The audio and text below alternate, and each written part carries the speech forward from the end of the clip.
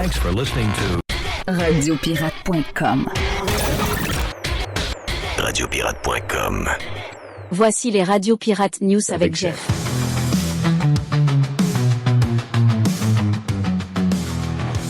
Il semblerait qu'on aura un petit bout d'hiver ce week-end. Donc, êtes-vous prêts? Oh, il semblerait que c'est même peut-être aujourd'hui un peu. Et jusqu'à demain, quelques centimètres à quelques endroits. Donc, let's go. Let's go. Ouais, let's go. On est prêt. Le vendredi, ça nous permet de faire le tour de quelques affaires. Mon nom est Jeff Fillion. On est prêt pour plusieurs bouts de boîte avec Jerry. Donc, on a une grosse boîte pour les gens qui sont sur la version Prime. Et on a quelques bouts. Je pense que Mr. White a coupé deux bouts de Jerry et moi-même, et Mr. White, et même Mr. White à son propre moment aussi, puisqu'on va faire un genre de lab avec Mr. White. Et pour les gens qui sont sur la version Prime de Radio Pirate, on a le Freestyle Friday, donc Carlos the Punisher, un petit 2h15, 2h20 de toutes sortes de sujets. Si ça vous tente de vous joindre à nous autres, si vous voulez l'essayer, la version Prime est gratis les 7 premiers jours. Vous allez sur radiopirate.com dans la section abonnement et vous pouvez écouter à peu près tout toutes les applications que vous servez pour écouter, vous pouvez l'avoir. Mais là, on est en version Prime et en version live. Tout le monde est là, donc bienvenue.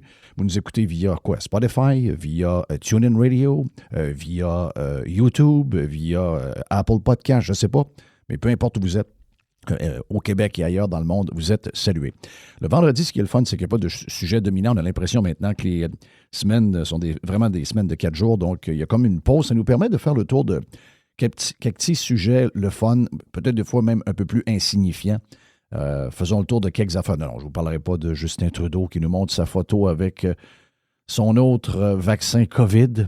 À un moment donné, il va falloir qu'il comprenne. Il faut qu'il comprenne qu'il a l'air cave un peu. Donc, il voulait nous montrer son tatou. Okay? Justin voulait nous montrer son tatou. Il voulait avoir ses cheveux tout démêlés. Il voulait du love. Hein? Justin veut du love. Donc, mais c'est pas là. Je pourrais vous parler aussi du gars de notre Québécois, Ryu, qui a joué son premier bout dans une peine perdue pour les Gators. 7 pieds 9. Donc, ça veut dire quoi? Ça veut dire qu'à l'âge où il est, est-ce qu'il a des chances de finir son college? On sait que les gars, maintenant, à cet âge-là, grandissent encore. Est-ce qu'il a des chances d'atteindre le 8 pieds? Mais avouez que, d'abord, tous les gens à côté de lui ont l'air minus. Et pourtant, quand on vérifie, il y a des gens de 6 et 8 là-dedans et de pas loin de 7 pieds. Et les gens ont l'air minus. Mais lui, il a l'air awkward un peu. Donc, je sais que le panier est à sa hauteur. En tout cas, regarde, c'est à surveiller. Étant pas un fan des Gators, par contre, je souhaite quand même à Ryu une excellente carrière de l'NCAA. Donc, c'est commencé maintenant. Les gens, ils ont fait une ovation debout. À voir maintenant qu'est-ce qu'il va pouvoir faire avec ça. Différentes affaires. Bon, je suis sûr qu'il est arrivé de quoi hier à la Maison-Blanche. Il y a quelqu'un qui s'est évanoui. Je pense qu'on en parle dans le podcast avec Carlos the Punisher. Là, il y a des photos qui circulent comme de quoi que Trump n'a absolument rien fait. Alors que si vous regardez la vidéo, Trump s'est tourné, il a fait le plus qu'il pouvait. Et il a même été voir sa femme plus tard pour lui dire que tout était sous contrôle et que tout était beau.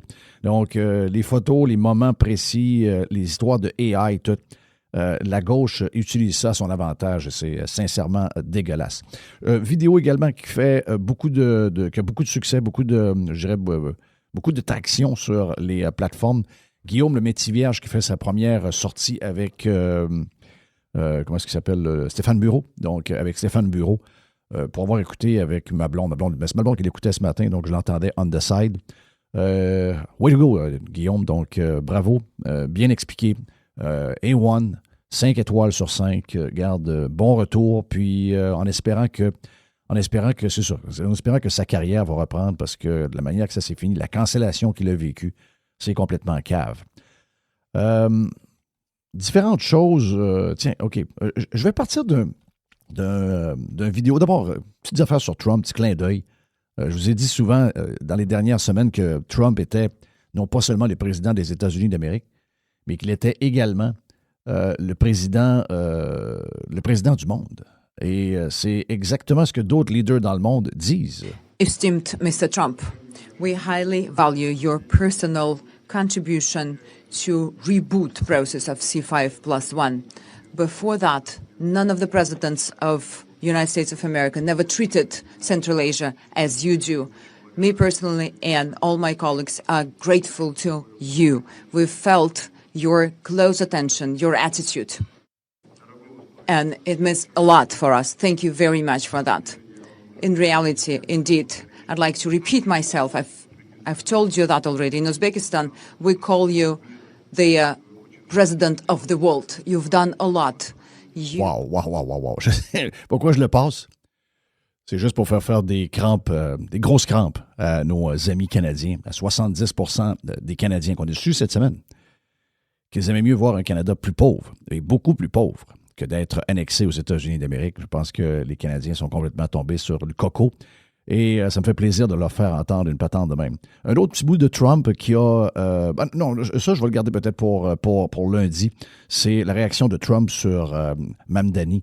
Donc, comment le discours de Mamdani, et Trump l'a visé. Wow, tu peux jouer au tough, mais tu vas voir qu'aux yeux de Washington, t'es juste un maire, t'es pas grand-chose, et que New York a besoin de Washington. Et que si tu joues cette game-là, ça risque de mal finir. Donc, à voir... C'est un cadeau du ciel. Sérieusement, c'est un cadeau du ciel pour les républicains. Personne ne va vous le dire de cette manière-là, mais c'est sûr que l'arrivée d'un communiste, d'un grand socialiste à New York, c'est un cadeau du ciel. C'est parce que tu peux le coller directement au Parti démocrate et tu peux prendre les modérés qui sont le plus grand nombre de démocrates sont modérés. La plus grande quantité d'électeurs démocrates sont plus Clinton, mettons, que et aussi. Et quand ils voient ça, ben, c'est les effraie.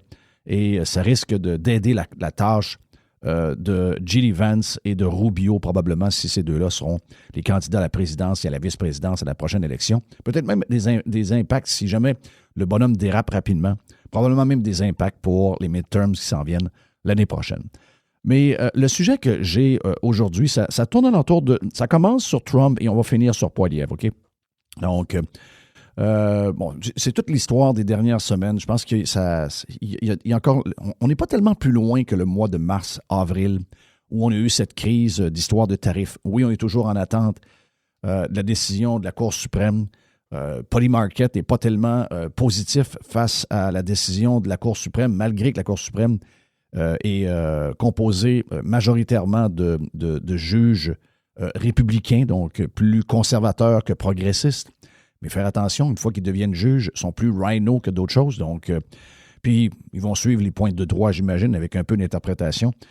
Polymarket n'est pas tellement positif, mais Trump a déjà dit que peu importe la décision, il y a peut-être une autre manière de le faire pour se plier à la décision. Donc, probablement déjà qu'il y a eu des avis comme de quoi qu'il risque de perdre, mais on verra ce que ça va donner. Mais anyway, ça l'a sorti un paquet d'affaires, cette affaire-là. Ça l'a sorti nos weaknesses, comme on dit, nos faiblesses. Et certains vont dire, non, au contraire, ça a sorti l'unité canadienne. Même les Québécois sont entrés dans le bandwagon canadien. On va se garder une petite gêne là-dessus. Mais ça fait sortir un paquet de choses, OK?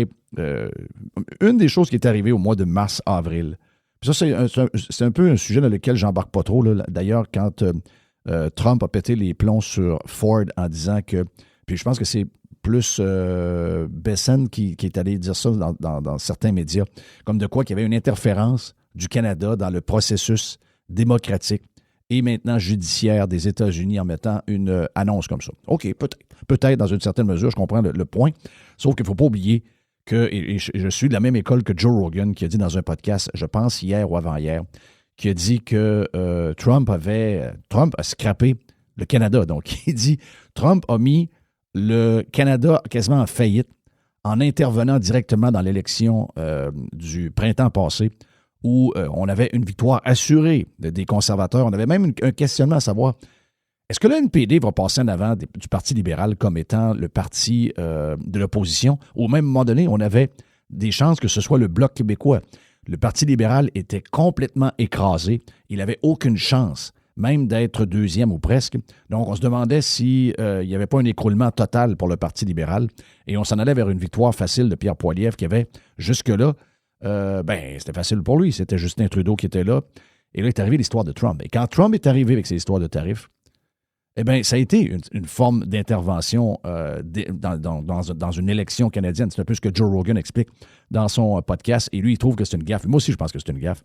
Parce que finalement, ce que ça a fait, ça a effrayé les Canadiens, ça a effrayé les Québécois. Ils se sont tournés de bord. Ils ont pensé que Poilievre était un allié de Trump et ils sont allés se jeter dans les bras du premier venu, qui était Mark Carney. C'est quand même un peu bizarre ce qui s'est passé. Donc, d'une certaine mesure, Trump ne fait rien. Et on a actuellement un Parlement qui est mené par Pierre Poilievre avec des conservateurs. Puis personne ne parle. Le gars qui a démissionné hier ne démissionne pas. Celui qui a traversé la Chambre avant hier ne traverse pas la Chambre. Il est au pouvoir, il y a peut-être des chances d'avoir un poste de ministre, etc. Il est peut-être déjà. Donc, ça change toute la donne. Et aussi, personne ne se pose des questions sur, je vous dirais, est-ce que le leadership de Pierre Poilievre est à checker? Est-ce que Pierre Poilievre peut perdre sa job? Donc, tout ça part de l'intervention directe de Trump. Donc, 200% d'accord avec Joe Rogan que qu'est-ce qui se passe avec le Canada en ce moment. Puis, Joe Rogan le précise, le Canada est dans une mauvaise situation, très, très, très mauvaise situation. Est-ce que c'était voulu par Trump? Est-ce que Trump a voulu empêcher les conservateurs de prendre le pouvoir? Est-ce que Trump avait un meilleur plan à dire, regarde, je vais casser le Canada va venir en rampant? Et la manière la plus facile de voir le Canada arriver en rampant, c'est d'avoir Mark Carney et les libéraux. Ou encore à ce moment-là, peut-être quand il l'a fait, même Trudeau. Quoique je pense qu'il avait comme plan de briser la carrière politique de Justin Trudeau suite à tout ce qui s'était passé au cours des dernières années. Donc, et là, ça nous amène où on est actuellement. Alors, toujours la folie qui est loin d'être terminée. La folie est loin d'être terminée en ce moment. Les Canadiens sont à la même place qu'ils étaient au mois de mars et au mois d'avril, surtout depuis l'histoire de Ford. Et je pense qu'ils sont derrière le Parti libéral. Je pense qu'ils sont derrière Carney. Je pense même qu'ils sont derrière Doug Ford. Doug Ford qui s'est positionné comme étant, peut-être pas les Québécois, là, suite aux histoires de docteurs, là, mais à la grandeur du Canada. Si on va voir les Canadiens qui ne veulent pas devenir des anti-américains purs, des jaloux, des gens qui aiment mieux être 20, 30, 35 ans dans la pauvreté que de finalement s'accrocher après le bateau des États-Unis d'Amérique pour avoir une vie de riche. Une vie de riche, on va le dire. Une vie de riche. Donc, Ford est là, Carney est là, et là, en ce moment, c'est où que ça va mal, c'est où que ça brasse. C'est dans le Parti conservateur de Pierre Poilievre. Donc, tout ça, c'est incroyable de penser à ça. C'est incroyable de penser à ça qu'on est là en train de se questionner sur le futur de Pierre Poilievre. Alors qu'il était magnifique, on va le dire, il était magnifique. C'est un des bons orateurs au Parlement, à la Chambre des communes. Excusez-moi, ça fait longtemps qu'on n'a pas vu quelqu'un qui frappe dans bullseye à chaque fois qu'il ouvre la bouche. Moi, en tout cas, ce que je trouve qu'au Parlement, il est extraordinaire. Le temps où il n'était pas là, où il a dû se faire élire, il a manqué énormément. Il est excellent. Quand il est au Parlement, puis qu'il a préparé quelques liners, puis qu'entre autres, il vise soit Trudeau, maintenant soit Carney, il est target all the time. Mais malheureusement, ce n'est pas que ça. Donc là, quand est arrivée l'histoire des tarifs, Poilievre a complètement perdu le focus. Déchiré entre la position qu'il devait avoir, je dirais, manipulée d'une certaine manière par Stephen Harper derrière lui. Et il a eu peur. Il a eu peur des Canadiens. Il a eu peur de la job. Donc, c'était quoi la job? C'était de convaincre, un peu comme le fait si bien Kevin O'Leary sur à peu près toutes les tribunes, que ce soit CNN, que ce soit Fox News, que ce soit Fox Business, que ce soit CNBC, que ce soit sur ses propres réseaux sociaux. Kevin O'Leary, qui est un conservateur canadien et qui est aussi un républicain américain, il a les deux citoyennetés, il va depuis le début. En fait, on a la même pensée, les pirates en tout cas. Radio Pirate a la même pensée que Kevin O'Leary. Intégration économique totale, pas de frontières, armée unique, même passeport, donc plus de frontières, bouclier alentour, armée qui s'occupe du Nord, aucun traité de libre-échange, absolument rien. Donc, la business, avec le dollar canadien qui disparaît, le dollar américain donné à tout le monde, donc on améliore nos portefeuilles de 40% en partant. Puis peut-être une négociation sur la dette canadienne, à savoir est-ce que la dette canadienne, on est prêt à la faire effacer puis à la mettre dans le trésor américain, puis on garde une certaine personnalité, un peu comme l'Irlande, un peu comme l'Écosse, à l'intérieur de la Grande-Bretagne. Donc, il y avait ça. C'est ça qu'il fallait qu'il vende. C'est ça qu'il fallait qu'il pitch.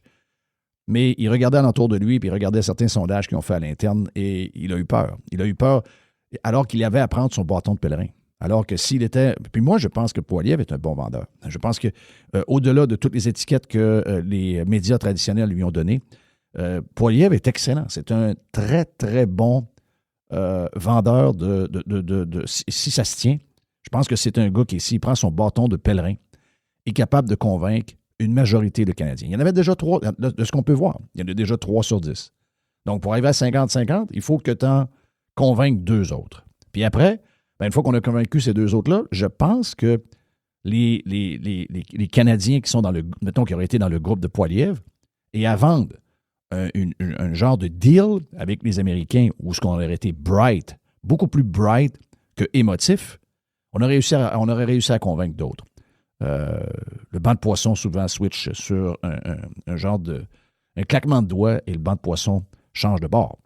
Donc, malheureusement, Poilievre a manqué de courage. Et il a laissé les médias qu'il connaît si bien, qu'il décrit si bien, il les a vraiment laissés aller sur l'étiquette qu'ils lui ont donnée. Ils l'ont vraiment défini comme étant le Trump canadien, le mini-Trump. Et ça, c'est rentré dans la tête des Canadiens et malheureusement, Poilievre a été incapable de se débarrasser de cette étiquette-là. Pourquoi je parle de lui maintenant? C'est qu'il vient d'arriver quelque chose. Là. Il vient d'arriver 2 affaires cette semaine. D'abord, premièrement, on a un gros imbécile qui a traversé, après quelques semaines seulement, qui a traversé la Chambre pour s'en aller avec les libéraux. Bon. C'est sûr que la circonscription où il était, la dernière élection était très serrée. On était à quelques centaines de votes de tout près. Donc, demain matin, il y a, je pense que ce bonhomme-là se représente dans son coin. Il est quand même député depuis 2003. Et je regarde les résultats de la dernière élection. Et je pense que s'il déclenche une élection pour s'assurer qu'il y a la confiance de ses électeurs, mon feeling, avec les stats que je vois, je pense que même s'il se présente libéral après avoir été facilement 20 ans conservateur, je pense que avec ce qui se passe, une situation exceptionnelle, je pense qu'il passerait facilement, même s'il a carrément tourné le dos aux conservateurs. Donc, il y aurait quelques milliers d'électeurs qui feraient le switch avec lui et qui feraient le elbows up. Mais, regarde, moralement, j'ai un gros problème avec ça. Gros problème. Puis là, on a un autre qui démissionne. Bon, il y a un autre qui démissionne. Est-ce qu'il va vraiment démissionner? Est-ce qu'il ne se joindra pas au Parti libéral, genre, cette semaine? Est-ce qu'il est vraiment démissionné comme député? Est-ce que c'est fait? Est-ce que c'est officiel? Moi, mon feeling, ma boule de cristal me dit qu'il va nous annoncer cette semaine qu'il se joint aux libéraux. Donc, quand on regarde ça, on est à... Puis je sais que les conservateurs ont travaillé depuis 2-3 semaines à essayer de contrôler les élus conservateurs. D'un bord et de l'autre, c'est essayer de fuir. Entre autres, au Québec, il y en a quelques-uns et quelques-unes qui ont essayé on sait la qualité des élus conservateurs que nous avons au Québec. Une gang de mollassons, une gang de faux conservateurs, ce qu'on appelle aux États-Unis des rhinos. Republicans only, in name only. Voilà, in name only, rhino. Bien, on a ce genre de rhino-là avec les conservateurs ici au Québec. Donc, ce ne serait pas surprenant qu'il y en ait un autre qui quitte.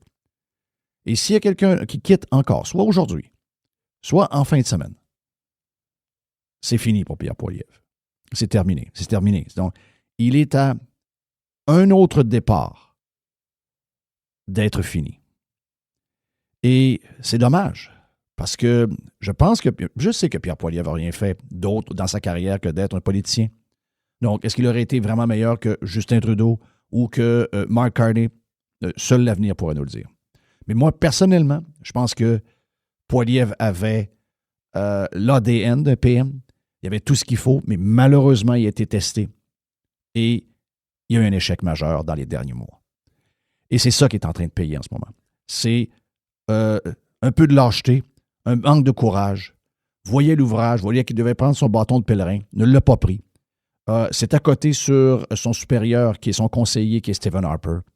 Mauvais conseil, en passant. Très, très, très mauvais conseil. Conseil qui ne représente pas du tout ce que pense un conservateur. Les conservateurs, habituellement, quand vous êtes de droite, vous n'avez peur de rien. Vous êtes logique, vous voyez les opportunités, vous voyez les deals possibles. Donc, une chose est sûre. Maintenant, je sais 2 choses, OK? Stephen Harper n'est pas un gagnant. Et Poilievre n'est pas un gagnant. Si ces gens-là menaient une business, quand leur business est en jeu, et que quelqu'un arrive pour soit les acheter, les merger ou faire une association, puis que ces gens-là sont trop émotifs et disent « Oh non, mais c'est ma business, je l'ai bâti avec ma famille, c'est mon père qui l'a parti, etc. » Je suis émotivement lié à cette entreprise-là.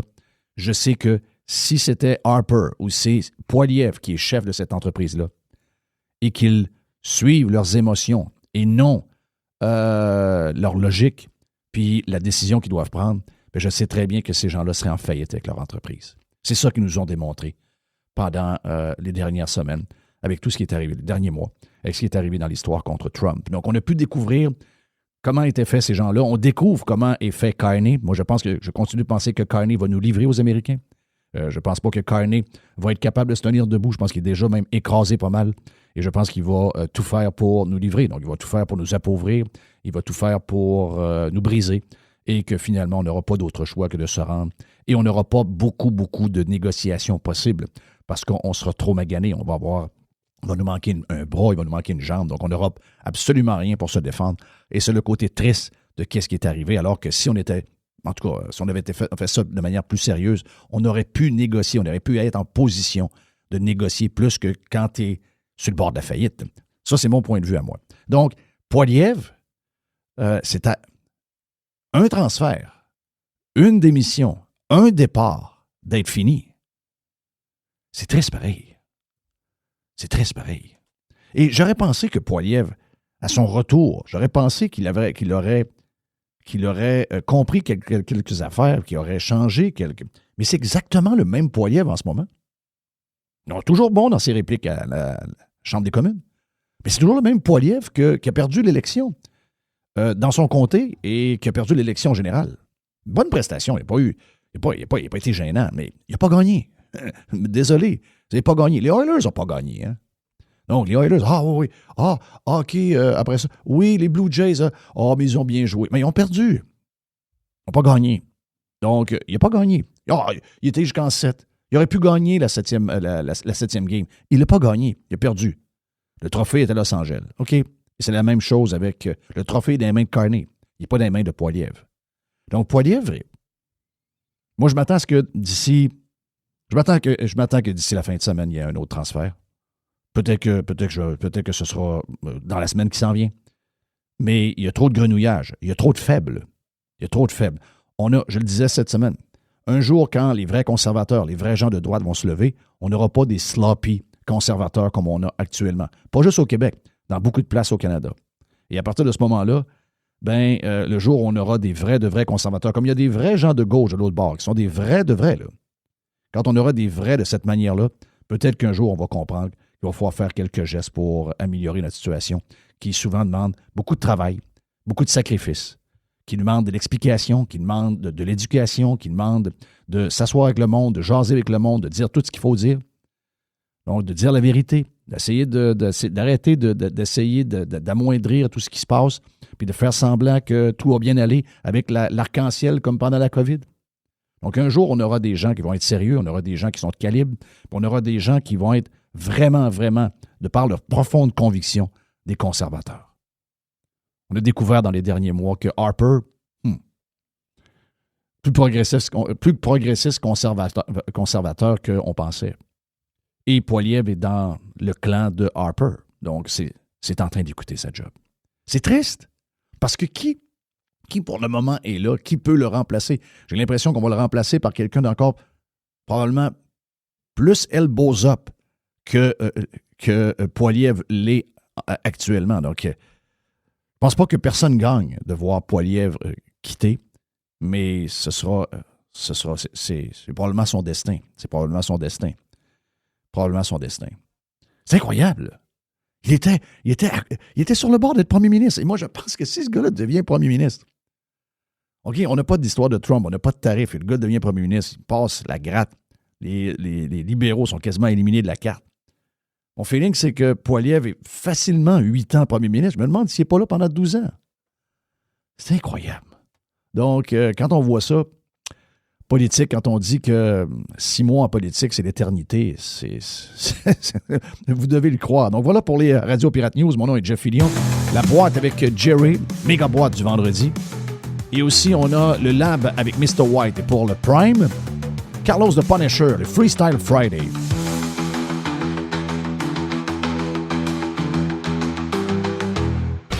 Radiopirate.com. Radiopirate.com. Enfin, pirater, c'est légal. Radio Pirate. Oh. Il y a une petite boîte. Il y a une petite boîte. boîte. OK, on est prêt pour la petite boîte. Jerry, en fait, c'est une grosse boîte. Aujourd'hui, elle n'est pas si grosse que ça.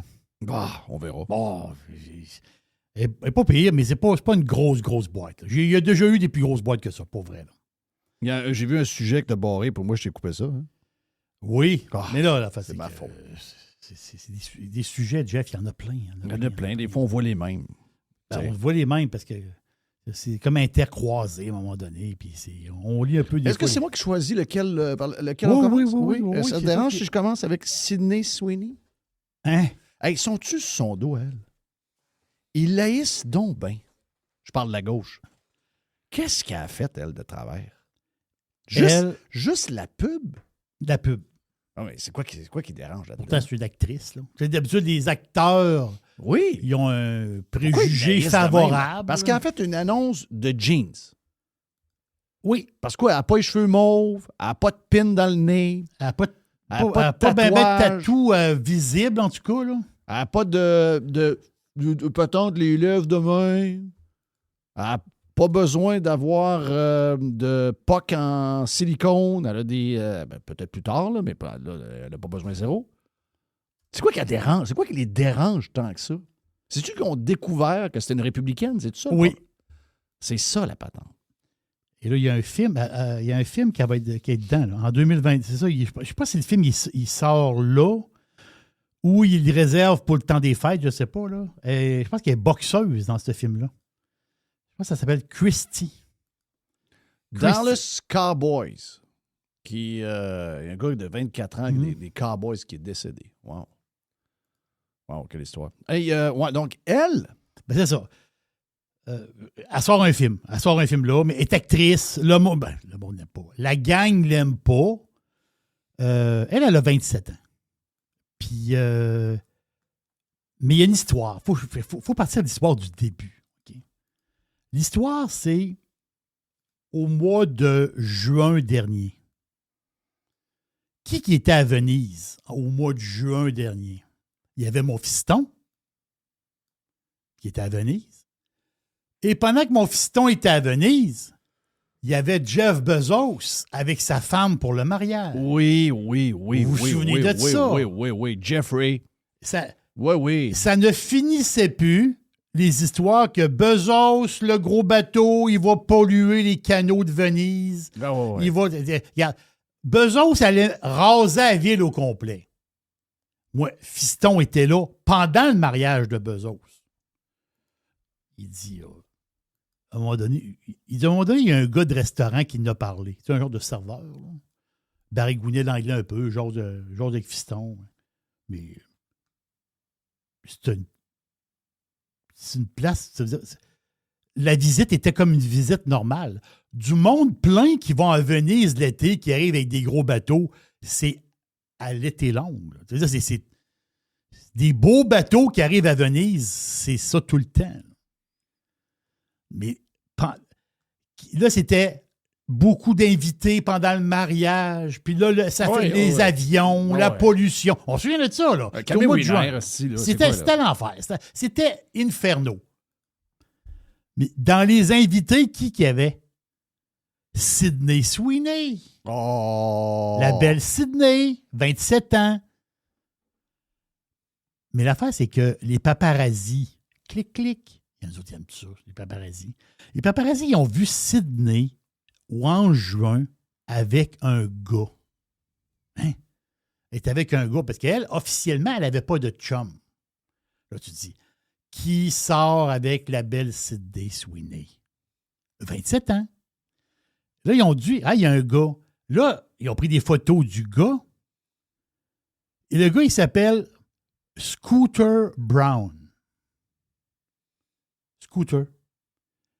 Il y a 2 jours, d'autres paparazzis ont photographié Sydney avec Scooter dans Central Park, New York, en train de se bécoter. Oh, ça veut dire quoi? C'est que c'est officialisé la relation entre Sydney Sweeney et Scooter Brown. Là, vous allez dire, ouais, mais c'est quoi? Ça crisse quoi, ça? Non. Et là, la patente, c'est que, c'est qui ça, Scooter Brown? C'est un gérant d'artiste. OK. Et lui, c'est lui qui a découvert Justin Bieber. Tu sais, quand Justin Bieber était sur YouTube, puis il faisait de la musique, là. Puis, tu sais, Justin Bieber, c'est ça il est parti de ses réseaux sociaux, lui. Et là, il y a quelqu'un qui l'a détecté, son talent, ou son non-talent, pour ceux qui ne l'aiment pas. Il y a des gens qui ont détecté de Bieber, et lui, il en a fait une méga star. Scooter Brown, il était, pendant un bout de temps, en arrière de la carrière de Ariana Grande. Il était aussi en arrière d'une chanteuse qui s'appelle, je ne sais pas si c'est encore très populaire, mais elle l'a été pendant peut-être quelques temps, Carly Rae Jepsen. Oui, ben c'est une Canadienne, ça. Oui, la Canadienne. Ce que je veux dire, Qui est enceinte, je pense. Qui a annoncé cette semaine qu'elle est enceinte. OK. Mm-hmm. Ce que je veux dire, c'est que Scooter Brown, le chum officiel de Sydney Sweeney, lui, en étant c'est un gérant d'artiste, mais lui, en 2019, OK, il a acheté un label de musique qui s'appelle Big Machine Music. Donc, comme gérant d'artiste, il a acheté le label. Et dans le label de musique, qu'est-ce qu'il y avait là-dedans? Il y avait les 6 premiers albums de Taylor Swift. Est-ce que vous souvenez de l'histoire? Oui, mais elle a perdu comme ses albums. Voilà. Parce que lui, il a acheté le label, OK? Et Taylor et son équipe, ils ont dit, ouais, mais là, nous autres, on veut récupérer les droits de nos albums. Lui, il a fait un finger à la gang de Taylor Swift. Oh boy! Qu'est-ce qui s'est passé? Ben, Taylor a refait ses albums. Taylor a refait ses albums, exactement ça. Donc, elle a tout refait les six albums, puis elle a mis son tag dessus. Exact. Made quelque chose. Elle a comme tagué ses nouveaux albums, Taylor Swift, la version Taylor Swift. Elle a comme tagué de même. Ce que je veux dire, c'est que ce gars-là, Scooter Brown, depuis l'histoire avec Taylor Swift, c'est plus tough. Mais c'est un gars qui est bourré de cash. Puis c'est le nouveau chum à Sydney Sweeney. Ah. Mais la face, c'est qu'aujourd'hui, il fait carrière. Il ne représente plus d'artistes à ma connaissance. Peut-être il représente Sydney sûrement. Mais il ne représente plus d'artistes de la chanson aux États-Unis. Et il s'est concentré sur la gang de pop music de la Corée. En Corée, il y a des groupes de pop à pu finir. C'est inimaginable. Là. Donc, il s'est concentré là-dessus. Donc, le gars no-name, en fait, compte, le gars mystérieux de Venise, ben, c'est un gérant d'artiste. C'est un big shot, là. C'est un big shot de la gang. Le gars, il est bourré de cash. Donc, il représente Sydney, mais il représente aujourd'hui la gang de K-pop, pas tant de choses. Puis, j'ai trouvé ça le fun. Dans le sens que je me suis dit, je pense pas que Sydney Sweeney est ami avec Taylor. Je pense pas. Mais je dis ça de même. Là. Mais je veux dire, parce que avec l'histoire. Là. Mais je veux dire, c'est des affaires de gros argent. Là. Des affaires de gros cash. Donc, puis je termine sur mon patinage. Puis moi, j'aime le patinage. Je vous l'ai dit 4 fois. Elle a 27 ans. Et lui, il a 43 ans. Allô? C'est 16 ans de différence. 16 ans, c'est pas beaucoup. Ben, 16 ans, c'est 16 ans. Mm-hmm. Donc, Sydney, son cœur est pris. Quand il avait 18 ans, il avait 2 ans. Il faisait des kékas dans des couches à papier. c'est ça. C'est exactement ça. Donc, c'est la première fois qu'il couchait avec une fille, il y a une fille quelque part qui avait 2 ans qui faisait des kékas dans une couche à papier. Oui.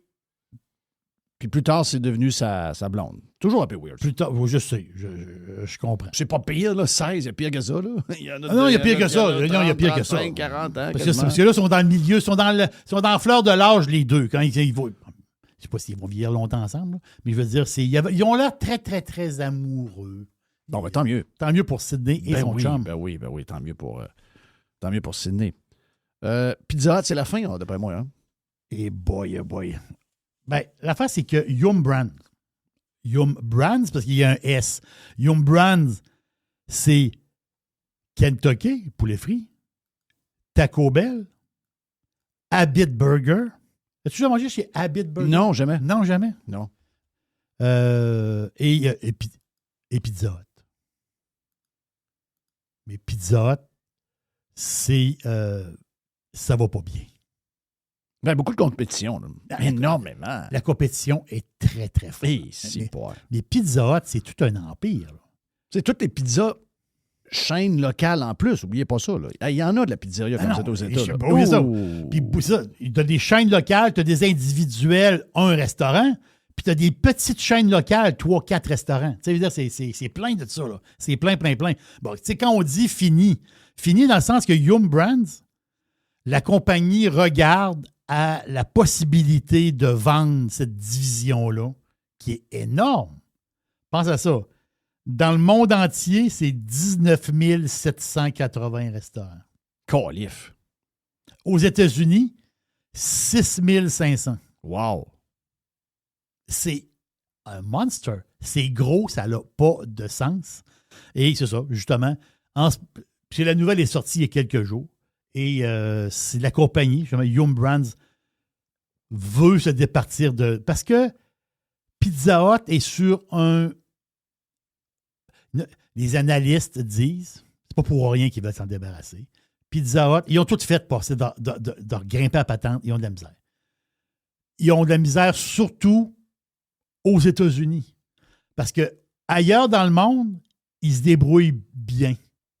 Mais aux États-Unis, c'est une pente, c'est un faux plat descendant. Pourtant, Taco Bell va bien. En passant, Taco Bell, c'est 7 d'augmentation. Mais Taco Bell, tu peux manger pas cher. Oui, c'est ça. Hein? Et là, la patente aussi. Là. Taco Bell, il y a des super deals. Kentucky, hausse de 1 Taco Bell, je pense que c'est 7 mais eux autres, c'est moins 6 Oh! Mais la fait, c'est que c'est pas juste moins 6 cette année. C'est des moins qui s'accumulent. Donc, en 10 ans, la business, comment dire, la business complète en 10 ans de Pizza Hut, c'est moins 15 Donc, la business est pas, c'est pas bon. C'est pas bon. Ils essayent de grimper ça. Ça marche pas comme ils veulent. Donc, je ne sais pas où est-ce que ça va aller. Je ne sais pas quel empire peut racheter ça. C'est sûr que c'est beaucoup de stock. Mais je me répète, à l'international, il y a certaines places dans le monde qui sont en croissance, mais aux États-Unis, c'est comme un cycle, hein? Ben oui, c'est comme des cycles. Es-tu bonne la pizza chez Pizza Hut? Bon, c'est correct. C'est correct. Mais regarde, moi, ça fait tellement longtemps que j'ai mangé une Pizza Hut que je me souviens pas quelle sorte de pizza que c'est. Tu sais, je m'en souviens pas. Il y a eu toutes sortes d'affaires. Il y a eu la panne pizza. Il y a eu, oui. Il y a eu plein d'affaires. Écoute. Mais ici ça au fait Québec. longtemps que je vais manger de ça. Oui, c'est ça. Très longtemps. Là. Nous autres, on fait nos pizzas maison. Oui. Donc, oui, c'est ça. C'est ici, pizza maison. On prend ta pâte, là. La boomerang. Yes. Oui, boomerang pizza. Exact. C'est sûr, la pâte est extraordinaire. Disponible au panier extra. Boomerang pizza. Le prix de l'allure. Et le prix a bien de l'allure et la pizza, c'est pas compliqué. Vous voulez faire une super pizza. Il faut que j'ai donné un truc à ma blonde sur la chaleur du poêle. On était 50 degrés en bas. Oui. Il dit, mais laisse 50 degrés. Mais nous autres, on a un poêle à gaz. Oui, j'ai la gaz en plus. Donc, c'est très bon. C'est qu'il est comme plus chaud que, mettons, le 500 qu'on pense. Oui. On le met à 500, mais d'après moi, il est à 525, 530. C'est ça. Moi, mon four, il est comme convection. Mais moi, c'est ça. Moi, c'est la même chose. Moi, c'est le contraire. Moi, je mets 500, il va être un peu en bas du 500. C'est ça. Donc, il faut connaître notre poêle. Oui, puis il faut qu'il soit très chaud. Puis il faut que votre pâte, quand vous la faites dégeler... À soit température pièce. température pièce. C'est ça le secret Exact. de la pizza. Donc, c'est quand même un gros morceau. Je sais pas. C'est quoi les chaînes qui compétitionnent? Aux États, c'est qui, là? Bon, t'as Domino's. Domino's, c'est un géant. Géant. Domino's. Pizza Hut 2. Little Caesars. Ça aussi, c'est huge. Là. C'est très huge. Papa John. Papa John, c'est Très huge. gros, là. Très, très gros. Ensuite, rajoutez à ça les autres qui sont arrivés.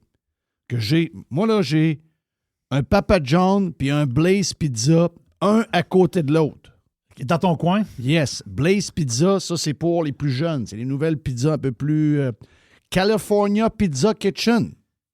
Ça aussi, ouais, mais tu peux t'asseoir, c'est un beau restaurant, etc. Mais ce que je veux dire, c'est que même enlever tous les restaurants locaux et les chaînes locales qu'il y a dans chacune des régions.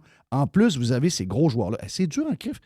Il y en a du monde qui vendent de la tarte avec de la sauce rouge. Tabarnache qu'il y en a. Hey, puis sais-tu quoi? Va te rajouter des joueurs. Costco, Sam's Club.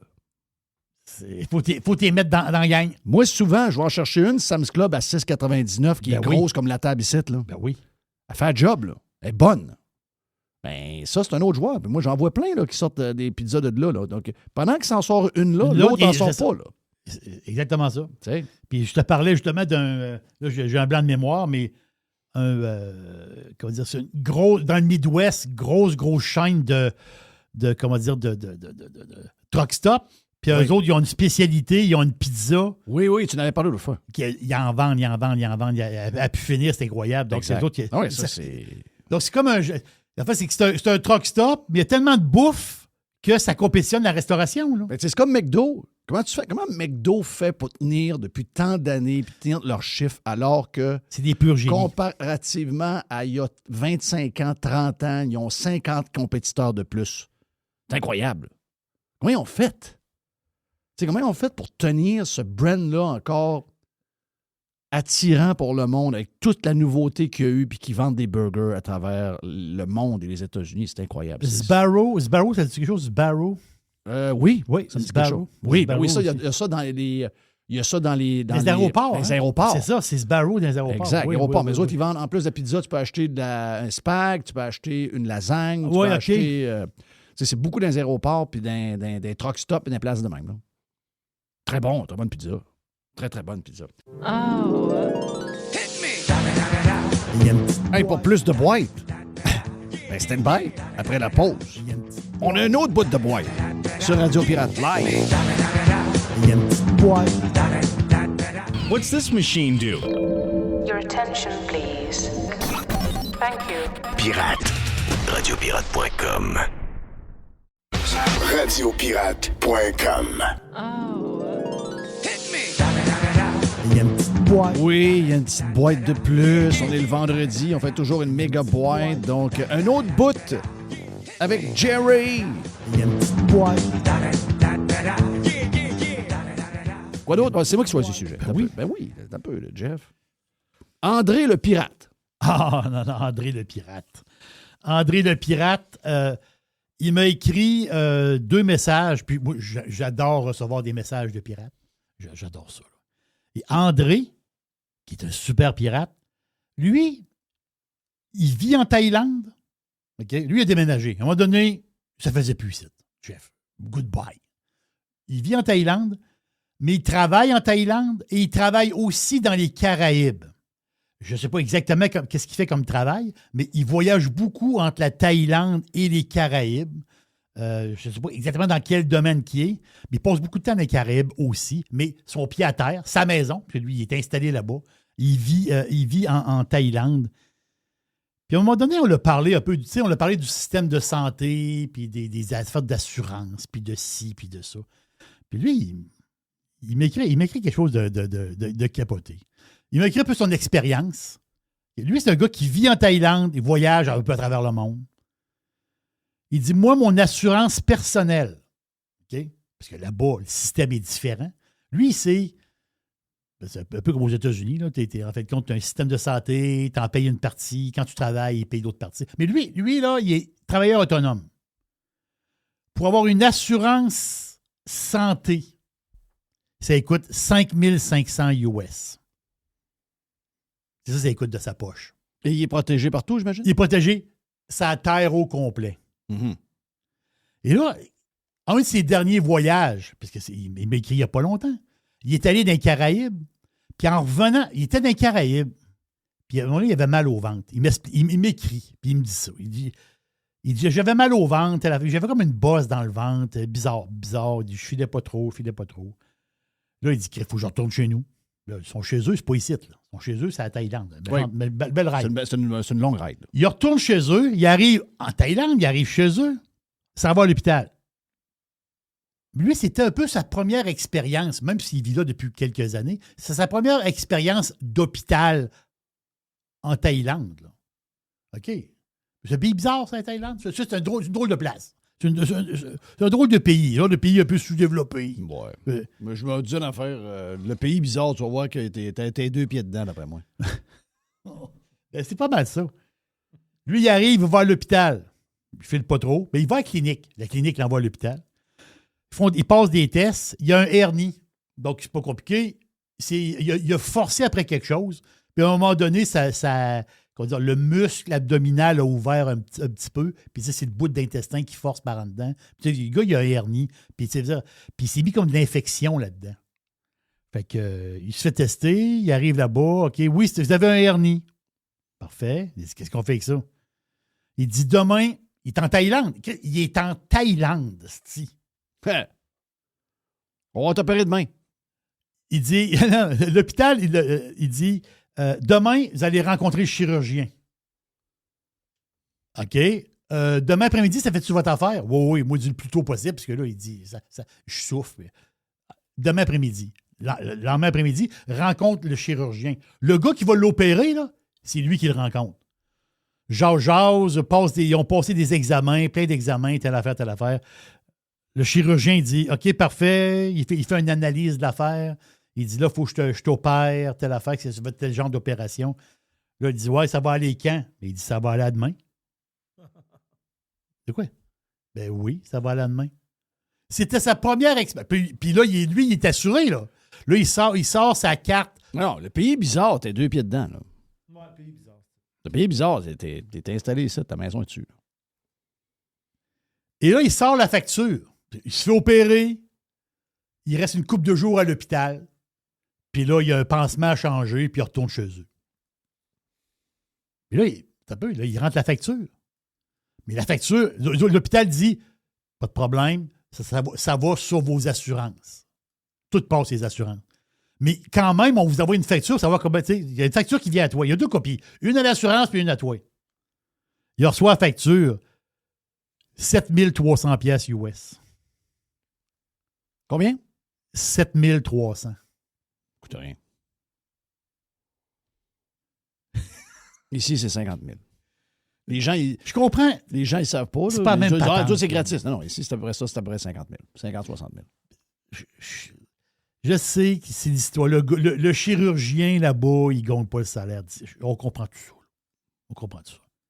Mais l'hôpital, OK? L'hôpital, il m'écrit.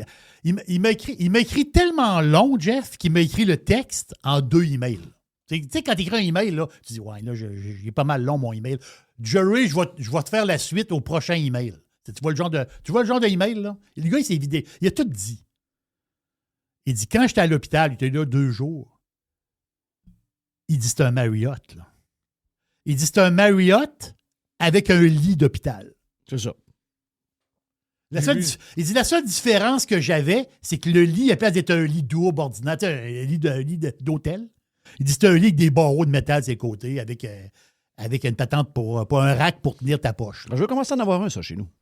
Un lit d'hôpital? Ben, je suis bon. On dirait que des fois, je manque quasiment de tomber. Ça te prend comme un... Faut que tu te tiennes quelque part avant de sauter du lit. Tiger prend la place. Oui, je sais, Tiger. Ça me prendrait quasiment des barreaux dans le côté là, pour pas que je tombe. Moi tout. Moi, mais pour oui, c'est sûr. Pour d'autres raisons. Oui, toi, pour d'autres. Donc, morale de l'histoire, un Québécois qui vit en Thaïlande fait une expérience d'hôpital, puis il dit c'était A1 de A à Z. Et by the way, le chirurgien, Il parle anglais bien comme il faut. Ben oui. La modernité en Thaïlande. Ben oui. Voyons. J'ai adoré Zéro surpris. J'ai adoré le Salutations le- à André. André, le pirate de la Thaïlande. Voilà. Spotify, Jerry. Spotify. Spotify est rendu. Là, c'est le 3e trimestre de Spotify. Juste de même.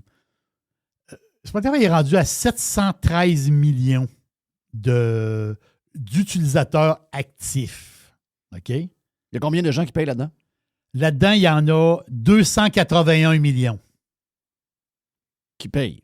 Augmentation de 12 % sur l'année passée. Bon. Quand même pas pire. Non, mais- C'est pas pire à jouer à faire. Non, c'est bénéfice net, OK? Bénéfice net, donc profit net de 899 millions d'euros, qui fait à peu près 1 milliard US. T'as peur. Il rentre de l'argent dans Spotify à pu Au finir. troc. A pu finir. Ça rentre au tuyau, comme on dit. Ah ouais, c'est incroyable, c'est incroyable. Et les analystes, oui, mais là, il y a arrêtez. Ouais, mais... Oh, arrêtez les analystes. Les analystes, des fois, c'est alors, arrêtez. Là. Des faiseux. Ils boivent trop de vin de midi. Là. Ben oui. C'est-à-dire, à un moment donné, arrêtez. Puis, est-ce que... Moi, je ne l'ai pas testé, mais puisque je ne suis pas abonné Spotify. Je ne sais pas si c'est commencé ici au Canada. Je pense que oui, mais je ne suis pas sûr à 100 % Je ne suis pas abonné. Je pense qu'il faut être abonné officiellement. Il faut payer. Il faut être un payant. Le service de messagerie entre utilisateurs sur Spotify. Je ne sais pas si les gens... Ils veulent créer comme une communauté à l'intérieur de Spotify, des gens qui jasent entre eux autres. Moi, je peux jaser avec mes amis. Je ne sais pas si c'est commencé ici, mais Spotify a lancé ça. Puis, il paraît que c'est bien le fun. Il paraît que ça retient. Il paraît que ça retient le monde qui se désabonne. Ils veulent se désabonner. Là, il paraît que ça les retient. Donc, Spotify, Jeff, 12 % de plus. Les payants augmentent. Très fort. C'est une machine. Je ne peux pas vivre sans mon Spotify. Voilà. Ça, je peux te le dire. Écoute, c'est le prix d'un disque. Toi, t'es abonné? Ah oui, nous Ah, c'est autres, on est abonné famille. OK. Mais as-tu l'espèce de. Non, de, je de l'ai pas. forum? Je viens de voir, je ne l'ai pas encore. De pas encore. Bon, Non, il y a il les s'en high, vient. là, il y a un paquet d'affaires qui sont rajoutées dernièrement. Là. Ça s'en vient. Mais c'est sûr que. Oh oui, c'est sûr que ça s'en vient. Playlist, collaborative playlist, blend. Là, c'est le AI playlist. Turn your IDs into playlists with AI. Donc, il y a de plus en plus de petites affaires qui s'en viennent. Nous autres, on a le package familial. Et j'espère que bientôt, mes enfants vont être abonnés et qu'ils vont prendre à deux le package familial puis qu'ils vont donner une passe à leur père. Père, oui. Tu sais, un jour, ça va être Est-ce que. ça va être un changement. Là. Il va y avoir un switch. Je vais voir le Parce qu'ils Switch. ont 23 et 21. Ils sont toujours dans le package familial payé par Dad. Dad. Love you, Payé Dad. par. Oui. Oui. Mais c'est le fun de se repayer une bière au bar par ton enfant. Ben, c'est sûr. C'est pour vrai, là. Ou tu vas manger au restaurant, et papa, je ramasse la facture. Hein? Fun, ça. Ouais. Ça, c'est vraiment le fun. Je ramasse la facture, je te l'apporte. Oui, je ramasse la facture, je te la donne tantôt. Non, OK, non, c'est ça. Non, je ramasse la facture, tu me feras un virement à soir. Oui. Ouais, c'est ça. Une patente de même. Bon, autre sujet. Attends un peu. Wow. Ben non, pas encore le maire de New York. Oui. Voyons, Il arrête. fait-tu parler, lui? Ah, si, oui. Zoran. C'est incroyable, tu Rix, hein, le nombre d'articles. C'est moi qui. Je sais pas. Ben, c'est le même Ça aujourd'hui. déboule, là. C'est le même Ah, aujourd'hui. ouais. C'est le même aujourd'hui. C'est pour ça que il ne faut pas juste voir ça négatif. Tu sais, ouais, mais là, si nos gars de droite s'affirment, Jeff, ils vont se faire bouder par les médias. Arrêtez de compter ces médias, ils vous donneront jamais un break, même si vous êtes fin. Ouais, Donc, vous n'avez pas à être fin pour les faire plaisir. Anyway, ils vont vous ramasser. Donc, servons-nous du web, servons-nous des réseaux sociaux pour se faire connaître. Ouais, mais les réseaux sociaux, ça, c'est limité. Non, c'est illimité. Si t'es bon, lui, il l'a prouvé. Il a été connu En premier, il était à 1% au début. Personne ne connaissait ce gars-là. Personne. Pendant l'été, là, il s'est monté une armée sur le web de jeunes et tout ça. Et rendu au mois d'août, c'était un incontournable. C'était le leader. Sans aucune aide de aucun média. Le New York Times n'a pas aidé, là. Il n'y a pas un média qui nous a parlé de lui avant qu'il devienne une vedette sur le web. Bon, vous annoncez de quoi, là? Les jeunes ne sont plus sur les médias traditionnels. Ben oui, c'est ça, là. Donc, il faut penser autrement, là. Out of the box. Lui, c'est drôle parce qu'il il a fait de la musique, il a fait du rap. Hein? Tu regardes son parcours, il a fait toutes sortes d'affaires, lui. Il y avait... C'est un gars qui vient d'un milieu riche, là. C'est ça, mais... C'est pas un pauvre, là. Non, c'est pas un pauvre, mais il y avait toutes sortes de patentes. Il a essayé toutes sortes de patentes, lui, avant de devenir un genre de... Pas un conseiller, mais c'est quelqu'un... Il a commencé à faire un peu de politique en aidant des politiciens. Okay. Il était comme dans des équipes politiques. C'est comme ça qu'il est rentré en politique. Parce qu'il a fait toutes sortes de petits métiers. Lui. Il était chanteur, il a fait du rap, lui, des patentes. Il était chanteur. Bon, oui, il était chanteur. Mais regarde, le gars de l'Ukraine, Christophe, c'est un humoriste. Là. Oui, c'est ça. Il se mettait en bedaine, puis il se mettait en bedaine sur la scène. Là. Avec quasiment derrière à l'air. Ça change avec l'année. On peut changer de job. Là. Mais lui... le premier ministre, c'est le genre le père spirituel d'Olivier Primo. Là. C'est un dégustateur puis de poutine. Tout le monde pense que c'est... Olivier Primo n'a rien inventé. Là. Ça part de Barstool et de Dave Portnoy, là, l'histoire de même. Ben oui. Puis l'histoire des poutines, là, c'est pas... Même au Québec, c'est pas Olivier Primo qui a commencé ça. Le premier, c'est François Legault. Là. Bon, il y a quel fromage qu'on met dedans? Là? Ben oui. C'est ça qu'on a, imagine-toi. On peut avoir un rapper à New York. Là. Oui, il était rapper, il a fait toutes sortes d'affaires. L'affaire, c'est que lui... Qu'est-ce qu'on fait avec lui? Là?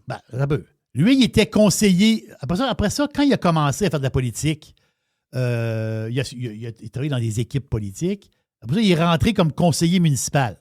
T'sais? Donc, il était conseiller municipal d'un des secteurs de... Je pense qu'il est dans Queens. Lui, il reste dans Queens. Mais il restait dans Queens. Là, il va déménager, mais c'est là que je m'en vais. Il gagnait 142 000 $ comme conseiller municipal. Ça a l'air nice, puis telle affaire. Oui, mais à New York, t'es pauvre, pareil. C'est correct, mais c'est... Tu te...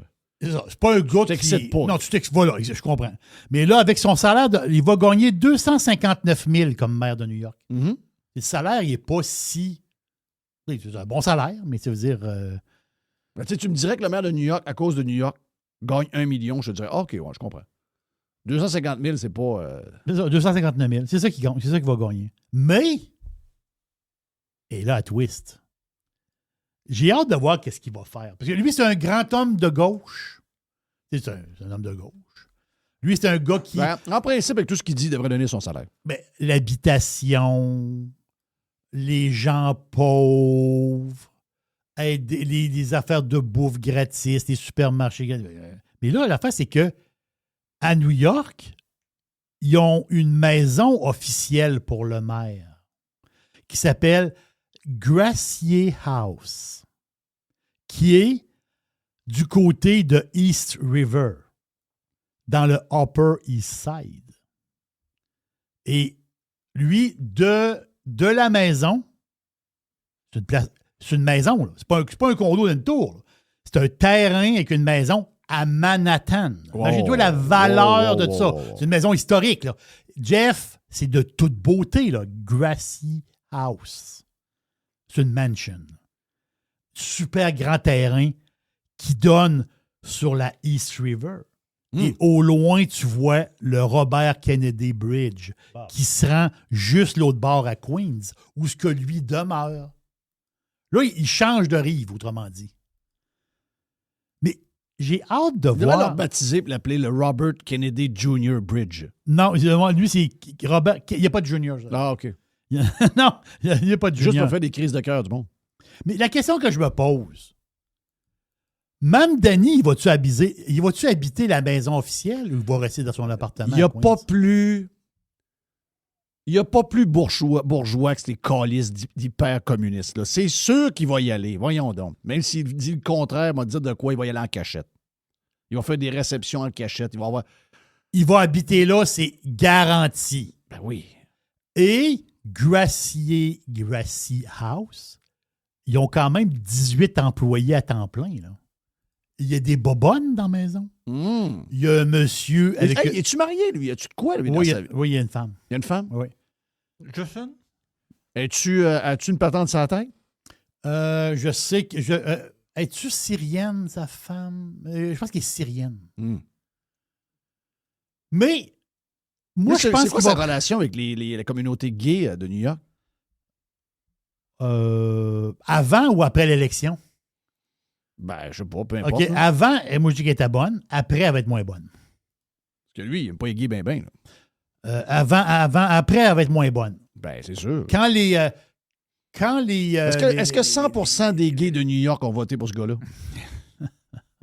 Ben, les gays, ils votent avec leur pénis. Là. Ou ils votent avec leur... Ben non, ça se peut pas. Là. Si tu votes avec ta tête, t'es gay, tu votes pas pour ce gars-là.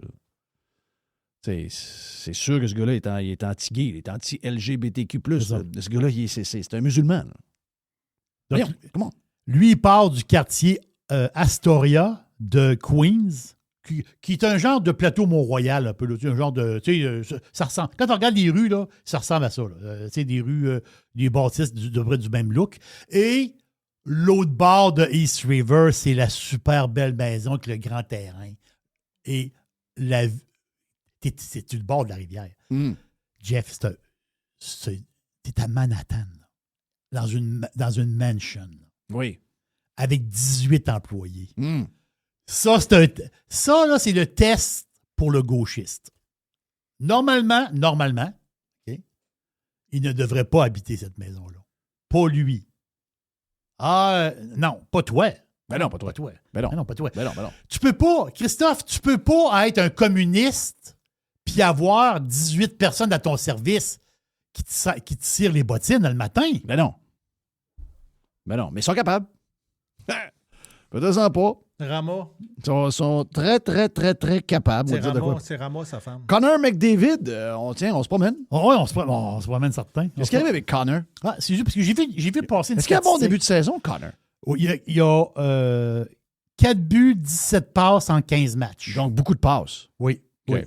Je pense qu'il a commencé tranquillement, mais là, ça commence à décoller. Là. Le dernier match qu'il a joué, il y a un but, une passe. Est-ce que les Oilers se sont placés? Sont-ils pas payés? Je n'ai pas checké les Oilers. Je vais voir ça. Mais je pense que ça a mal commencé, mais ça va peut-être un peu mieux, je crois, parce que Connor, il se met à marcher. Là. Mais en fait, c'est une statistique que j'ai vu passer. Puis tu sais, c'est une statistique... Je le sais qu'on peut jouer avec les stats, puis on peut faire dire beaucoup de choses aux statistiques. Mais c'est quand même pas rien. Ils sont 6 victoires, 5 défaites. Ouais. 4. Ils ont 16 points. Ils ont 16 points. Oui, c'est ça. Mais il n'y a pas d'équipe qui se sauve tellement. Là. C'est tout pogné d'un pain partout. C'est serré, c'est ça. Les Oilers, les Kings, les Kraken, les Golden Knights, les Ducks ont tout à peu près le même nombre de points. Mais les Golden Knights ont quand même 7-2-3. Puis les Ducks, c'est 8-3-1. Les Ducks. Ah non, les Ducks sont allés chercher Kreider. Ouais. Ils sont allés chercher Kreider bougonneux à New York. Oui. Je l'aime, lui. Les Ducks sont tannants. Mm-hmm. Je dis, je l'ai dit un peu avant le début de l'année. Ils sont tannants, les Ducks. Ils ont quelques flots. Puis ils sont tannants, les Ducks. Puis c'est sûr que se rendre en finale, ça veut dire c'est du tough hockey dans les séries. C'est inimaginable. Puis s'ils se rendent en finale, les Griffes... Est-ce qu'Edmonton a encore la capacité de se rendre en finale? Ça, c'est une bonne question. Parce que... Ça fait-tu 2 fois en ligne qu'ils se rendent en finale? Oui, là? 2 fois en ligne. Voilà, contre... Les Panthers. Voilà. Donc, mon histoire de McDavid... C'est encore une 3e année de suite, les mêmes. Arrête, il ne faudrait pas que ça... Non, ça serait l'enfer. Ça serait l'enfer. Donc, McDavid... Les Oilers, c'est fini. Là. Ils ne feront même pas les séries. Arrête, franchement. Ah ouais, tu penses que le mojo est fini? Arrêtez. C'est moi le spécialiste. Vont faire les playoffs. Arrêtez ça. Dis pas des niaiseries. Donc, la statistique, c'est une statistique de l'ombre qu'il appelle. Dans le sens que c'est... Lui, McDavid, dans pas le match-là, l'autre match avant, il a pogné son 1100e point. OK.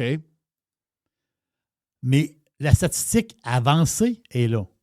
Il l'a fait en 726 matchs. Et là, l'histoire. C'est que dans l'histoire de la Ligue nationale, tu as Gretzky, tu as Lemieux, tu as Bossy, Puis le 4e de l'histoire de la Ligue nationale, c'est Connor McDavid pour avoir 1100 points en 7... Beaucoup de passes? Oui, c'est ça, beaucoup de passes. Mais c'est atteindre le 1100 points en si peu de matchs.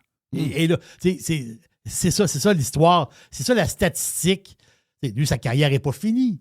Mais je veux dire, il est encore pour un bout. Là. On s'entend-tu qu'il va aller jouer ailleurs qu'Edmonton à un moment donné? Ça, tout le monde le sait. Là. Il a signé un contrat de pauvre. Là. Juste pour étirer la patente. Là. Mais je veux dire, il va gagner la lune ailleurs, ça c'est certain. Mais je veux dire, dans l'histoire, pour le nombre de points, les joueurs qui ont atteint le 1100 points le plus rapidement, il est le 4e dans l'histoire. Ça c'est... parce que c'est où qui est capoté, cette statistique-là? C'est que dans les années 80, en 1985, il y avait 3,9 buts par match. Ouais. Aujourd'hui, on est à 3,08. Donc, il y en a moins. On fait un chiffron, là. Il y a 1 but par match de moins aujourd'hui qu'en 1985. Meilleur goaler.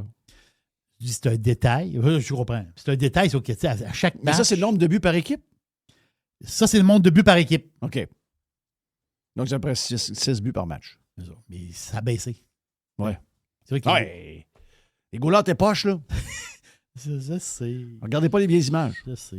Regardez pas les vieilles images. Ovi a compté 900 buts. Oui, Fat Ovi a compté en fin de semaine, cette semaine.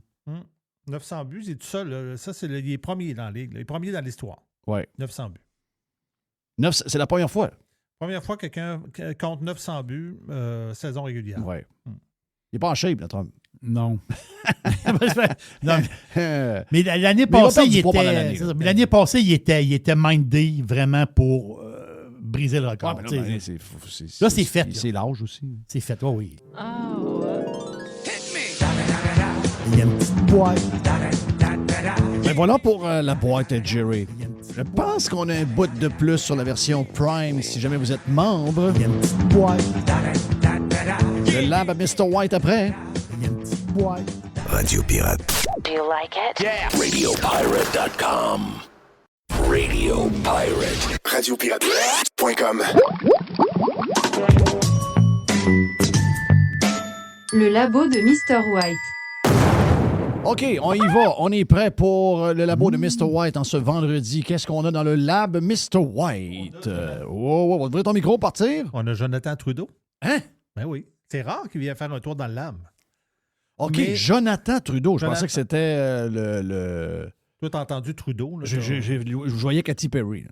Oui. Non, c'est pas. Ouais. C'est Trudeau et Lagacé. OK. Ils ont fait un petit bout sur les élections municipales cette semaine. C'est les cas de la semaine que j'ai réservés. Ils ont fait ça. Hey, ça, c'est deux gars bien branchés près du monde. Là. Trudeau et Lagacé, ça, c'est deux gars. Ça, c'est. Ouais. T'es sûr que c'est très, très, très, très top. Les autres sont direct target. T'amènes un point important de l'affaire de près du monde. Parce que c'est bizarre parce qu'on ne s'est pas parlé, mais c'est exactement ça que j'avais dans la tête. Bon, on écoute la j'ai engagé du monde là-dedans. Là. Puis je peux te dire, j'en ai engagé. J'ai dû engager une couple de centaines dans les années que j'ai fait ça.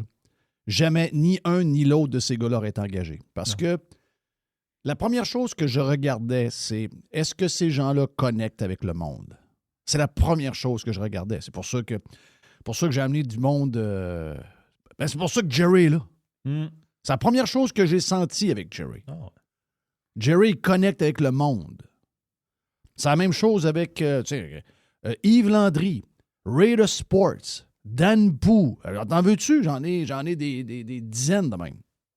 Parce qu'il connecte avec le monde. Moi, c'est la première chose que je regardais. La minute que tu sens que, oh non, ça, c'est pas du monde proche du monde tellement. Get out. Bye-bye. Allez-vous ailleurs. Mais il y a des gens qui ne regardent pas ça. Donc, ça donne ça. Parce que la boss de Cogeco braille. Hein? Je ne sais pas si tu as vu. Non.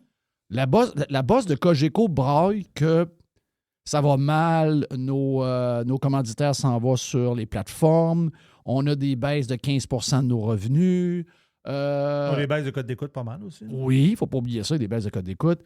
On n'est pas rentable, on perd 3,5 millions par année la division radio de Cogeco. Donc là, ça nous prend, au lieu de dire Je sais pas. Moi, au lieu de dire on va revoir la grille au complet, on va mettre du monde qui vont parler de. On va être moins woke, on va être moins à gauche, on va avoir moins de pédants. On va mettre du vrai monde en ondes, on va créer quelque chose, on va essayer de se démarquer, on va créer du podcast, on va faire des affaires que le monde veut. Non, c'est elle veut l'aide du gouvernement.